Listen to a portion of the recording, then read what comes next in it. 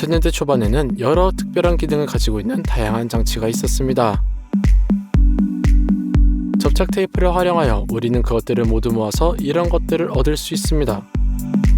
여러분은 스마트폰이 이 모든 것들을 대체하고 있다는 사실을 이미 짐작하셨을 것입니다. 카메라와 휴대전화와 컴퓨터들이죠. 우리 모두는 주머니에서 스마트폰을 꺼내는 것만으로도 이 모든 기능을 한 번에 사용할 수 있다는 것을 알고 있습니다. 무언가를 촬영하고 인터넷을 사용하여 친구에게 보냈습니다. 동시에 저는 게임을 하고 있죠. 좋은 스마트폰은 이제 어린 시절의 컴퓨터보다 우리는 한때 당신의 탁자 위에 있었던 컴퓨터 본체를 가지고 있습니다. 부품들은 2008년식들입니다. 팁 하나가 있다면 컴퓨터를 더 잘 작동시키기 위해 램을 지우고 지우개를 접합부로 문지르면 됩니다. 여기 거대한 하드드라이브는 160GB에 불과합니다. 현재 대부분의 휴대폰에 있는 것과 거의 동일합니다.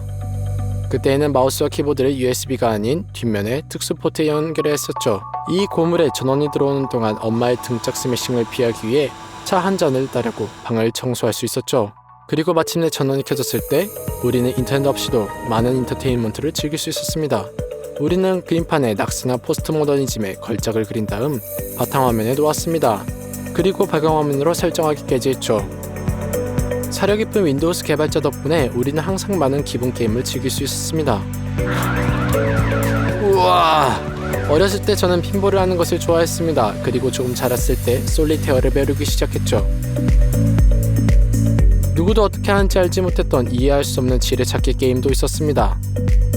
아직 배우지 않으셨다면 빠르게 설명드리겠습니다. 숫자는 주변 8개 셀에 얼마나 많은 폭탄이 있는지를 의미합니다. 예를 들어 이 주변에는 확실히 폭탄이 있고 빈 셀은 하나뿐입니다. 그리고 그 주변에 나머지 칸은 확실히 비어 있습니다. 이게 끝입니다. 어때요? 참 쉽죠? 하지만 진정한 게임은 여기 없었습니다. 우리는 시내 게임샵에서 CD와 DVD로 게임을 구입했습니다. 모든 디스크에는 다른 게임에 대한 광고가 있었고 우리는 항상 그 중 하나를 원했습니다. 아빠가 당신의 뒤통수를 때리기 전까지 CD 리더기를 가지고 노는 것을 좋아했다면 좋아요를 남겨주세요. 게임 설치는 항상 흥미로운 과정이었습니다. 프로세스가 계속되는지 확인하기 위해 로딩바 위에 마우스를 올려놓았습니다.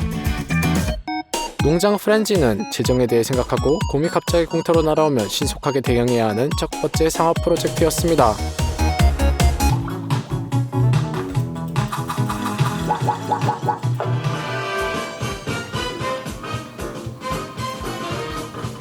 그리고 이웃 구하기 게임은 당시 세계적인 걸작이었죠.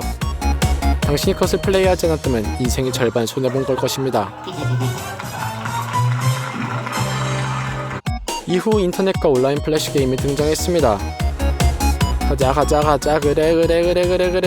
그래. 눈도 삐고 수전증도 있네.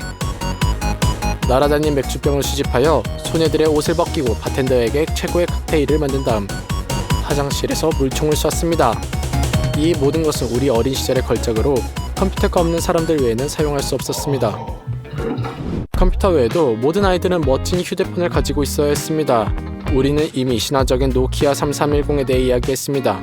불행히도 어린 시절에는 이미 구식으로 간주되었죠. 그러나 노키아 6300은 매우 훌륭한 휴대전화로 간주되었으며 개인적으로는 만점짜리 핸드폰이었죠. 재능 있는 작곡가들은 전화키로 멜로디를 배웠습니다.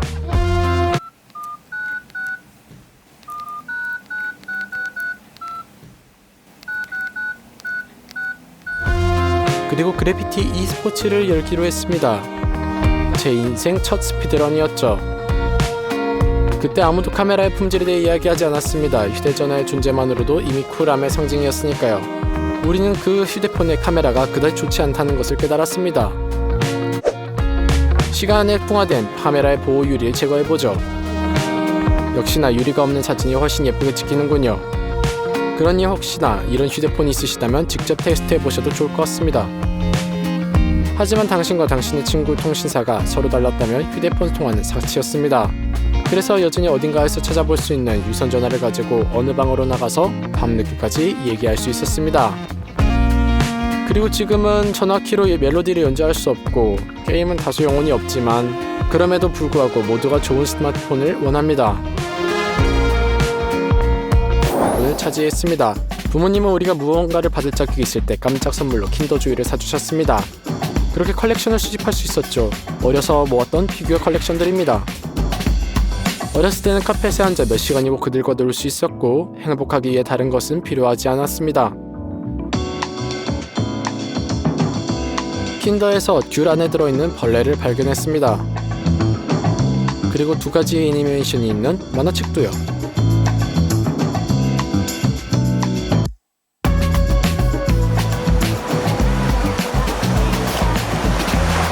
킨더와 다양한 상황을 연기할 때 우리는 모두 뛰어난 감독이었습니다.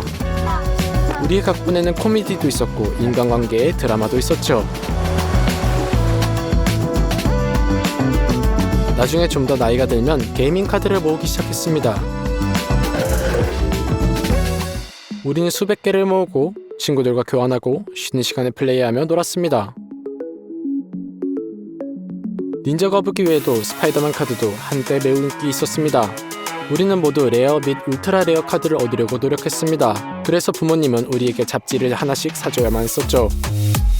그리고 슈렉 스티커 앨범도 가지고 있었습니다. 여기에서 각 스티커는 숫자에 맞게 제자리에 붙어 있어야 합니다. 그건 그렇고 저는 여전히 슈렉 앨범에서 니콜라이 바스코프의 역할을 이해하지 못합니다. 무지갯빛 스티커가 가장 특별했습니다. 그리고 가장 중요한 것은 냄새가 나는 스티커입니다. 문지르고 냄새를 맡으면 10년 전 어린 시절로 돌아간 것만 같았습니다. 그리고 저는 수킬로미터를 비추는 강력한 레이저를 가지고 싶어 했습니다. 부착물과 함께 말이죠. 이 세상의 물건이긴 한지 의아했습니다. 물에 넣어야 하는 공룡알도 생각이 납니다.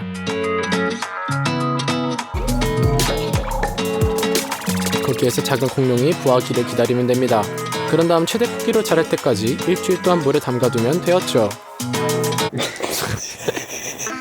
또한 오래된 잡지에는 SMS를 통해 사진이나 벨소리를 받을 수 있는 코드와 전화번호가 있는 페이지가 항상 있었던 것을 기억합니다.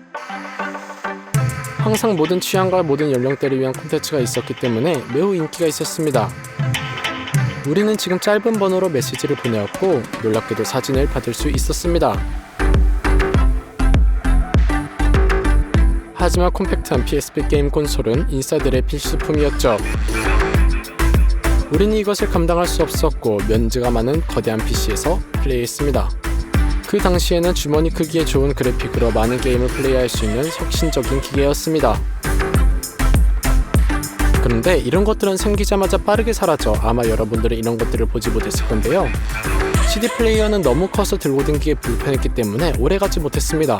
그리고 곧 모든 음악은 작은 메모리 카드에 기록되기 시작했죠.